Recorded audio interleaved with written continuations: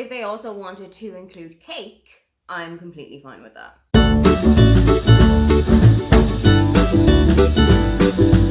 Hi, welcome, come on in. My name is Aoife and today I am filling you in on some of the authors that I would love to sit and have a coffee with.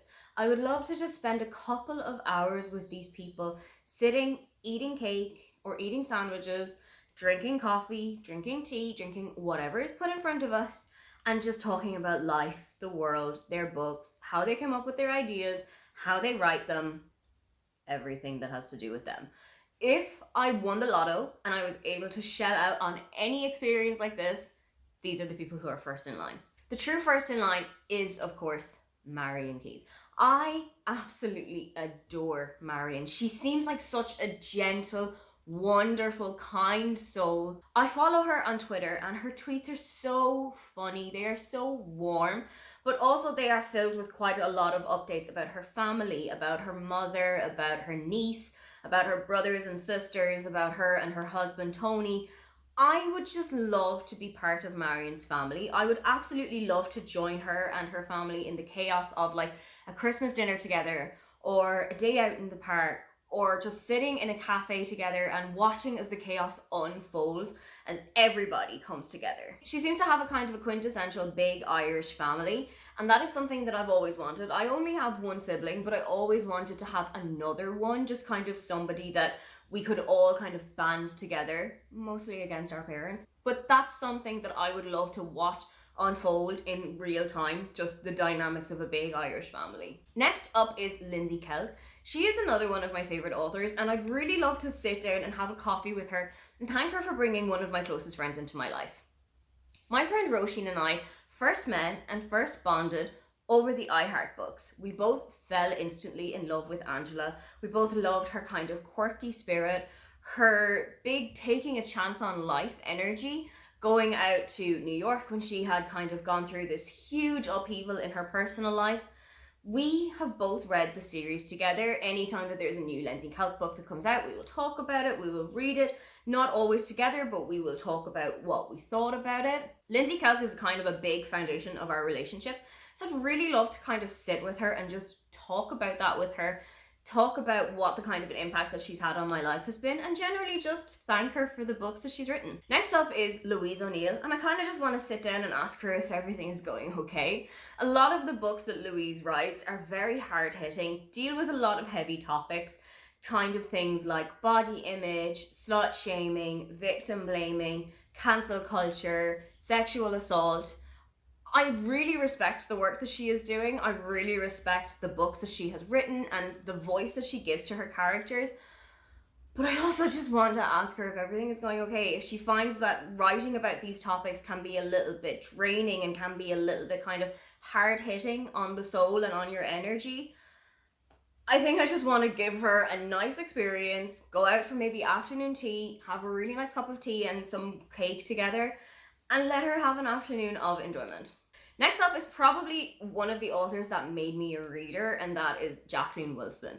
Jacqueline Wilson was one of my favorite authors when I was growing up. She was everywhere in my house. I had books of hers on my own bookshelf. I had books of hers dotted around my parents' living room. I had books from the school library. I had books from the town library.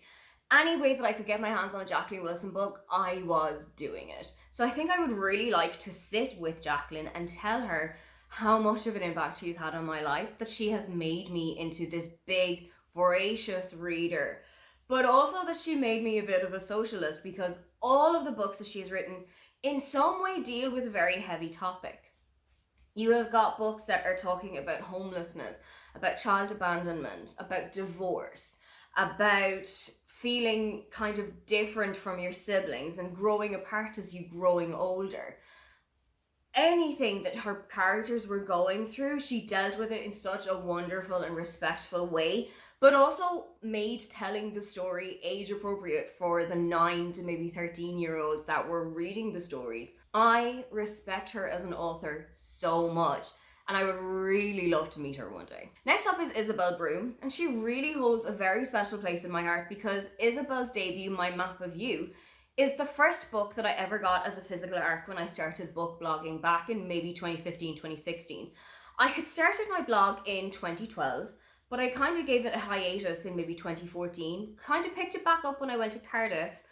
And at that time, Isabel was writing my map review and she was looking for people who would discuss it. And I said, I would like to give that a go. I've never done it before. This is going to be my first time, but I'm willing to give it a try.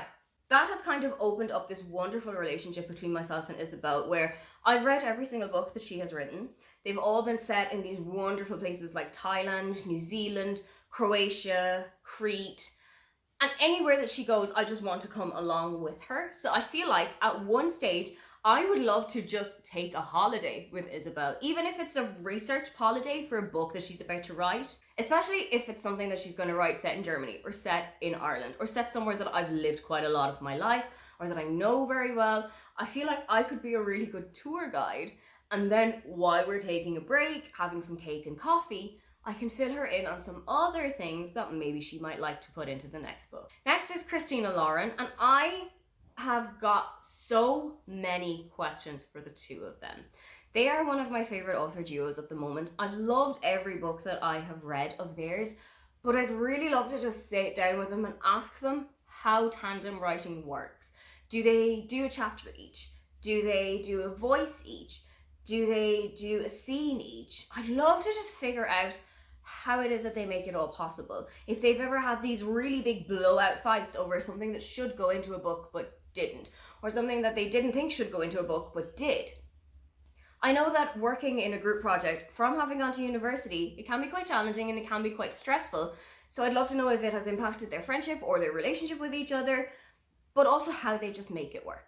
Next up is Talia Hibbert, and genuinely I think that Talia and I could get on so well. I feel like from the humour that goes into her books, Talia and I may have quite similar sense of humour, where we both have the same kind of outlook on life. We both have the same kind of find the same jokes funny.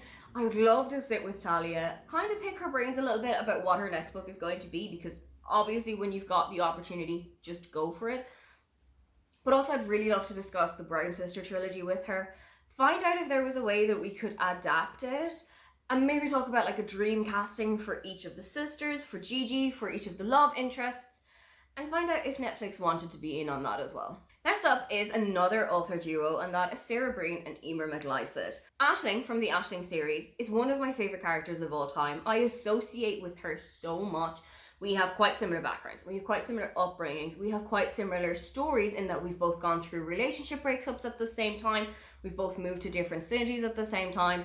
So I'd really love to sit with them and just dig deep into the origins of Aisling. I know it's something that they've talked about so often on print media or on podcasts or on radio, but I'd love to just get into the deepness of it. Find out what they think about how much of a character Aisling has become, how much of a cultural phenomenon she has become, and maybe tell them just how much of a safe net I find in Aisling now that I have immigrated, now that I live outside of Ireland, and I can come back to her time and time and time again, but I know that she's always going to be there like a true friend. These are just some of the authors that I would love to sit down for an afternoon with and chat about everything and anything with a steaming mug of coffee in front of us. Are there any authors that you would love to invite out for coffee? Do let me know below. If you would like to leave me a comment but you can't think of anything you'd like to say, then just leave me the coffee cup emoji. Don't forget to like and subscribe because I have new videos up every week. Now, get on out of here.